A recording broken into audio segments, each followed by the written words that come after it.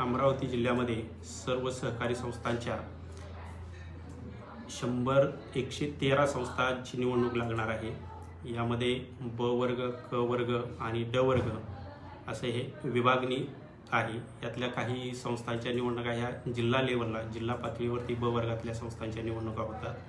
क वर्गातल्या संस्थांच्या निवडणुका तालुका पातळीवर होतात आणि ड वर्गातल्याही ज्या संस्थांचं भाग भांडवल अतिशय कमी आहे अशा संस्थांच्या निवडणुका तालुका पातळीवर घेतल्या जातात। जिल्ह्यामध्ये 2026 मध्ये 113 संस्थांच्या निवडणुका होणार आहेत। यातल्या सर्व संस्थांच्या निवडणुका ब वर्गातल्या म्हणजे ज्या विकास सेवा सोसायटी आहेत, नागरी पतसंस्था आहेत आणि ज्या तालुका लेवलच्या संघ यासारख्याच्या निवडणुका या जिल्हा पातळीवरून घेतल्या जातात आणि ज्या संस्थांच्या निवडणुका ह्या त्यांच्या सभासदापुरत्याच तालुका लेवलला मर्यादित असतात, त्या तालुका लेवलला क वर्गातल्या संस्थांच्या निवडणुका घेतल्या जातात। याच्यामध्ये सुशिक्षित, बेरोजगार, ज्या हाऊसिंग सोसायट्या या ई वर्गामध्ये मोडल्या जातात आणि हाऊसिंग सोसायट्यांच्या निवडणुका ह्या त्या संस्थेच्या सभासदामार्फत घेतल्या जातात। आणि एकूण हा जो जिल्ह्याचा कार्यक्रम आहे,